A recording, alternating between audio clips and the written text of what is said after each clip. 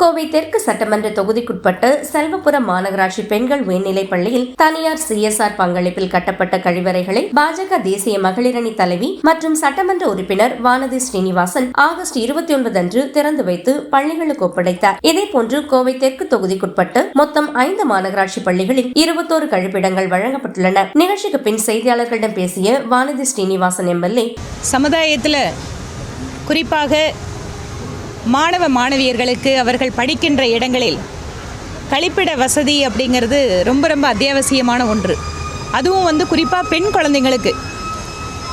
குழந்தைகளோட கழிப்பிட வசதி இல்லாத காரணத்தால் அவர்களுடைய படிப்பு பாதியில் நிற்பது, அவர்களுடைய உடல்நல கோளாறுகள் இந்த பல்வேறு சிக்கல்கள் இருந்த காரணத்தால் தான் ஸ்வச் பாரத் தூய்மை பாரதம் அப்படிங்கிற ஒரு மிகப்பெரிய ஒரு மூமெண்ட்டை இயக்கத்தை பாரத பிரதமர் நரேந்திர மோடி அவர்கள் தொடங்கினார். இதன் வாயிலாக பல்வேறு சமூக தொண்டு நிறுவனங்கள் இந்த முயற்சியை முழுமூச்சாக எடுத்துக்கொண்டு நாடு முழுவதும் லட்சக்கணக்கான கழிப்பிடங்களை கட்டி கொண்டிருக்கிறார்கள்.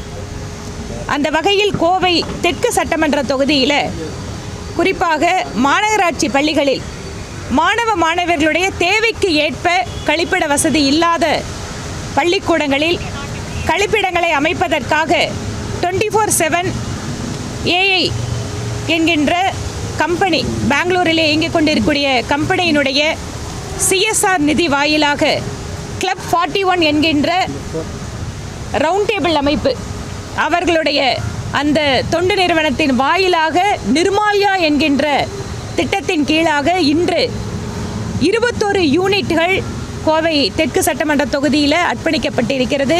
இதற்காக 24/7 AI நிறுவனத்திற்கும் அவர்களுடைய அந்த நிர்மால்யா திட்டத்தை அமல்படுத்துகின்ற கிளப் 41 அங்கத்தினர்கள் ஒவ்வொருவருக்கும் என்னுடைய நன்றியை தெரிவித்துக் கொள்கிறேன். இதற்காக உதவி செய்த சேலத்தை சார்ந்த திரு வேல்கிருஷ்ணன் அவர்கள், திரு விஜய் அவர்கள் ஒவ்வொருவருக்கும் இந்த நேரத்தில் என்னுடைய நன்றிகள். இதன் வாயிலாக இன்று 5 பள்ளிகளில் இந்த டாய்லெட் பிளாக் வாயிலாக 21 யூனிட் மாணவ மாணவிகளுக்கு இன்று திறக்கப்பட்டு கொடுக்கப்படுகிறது.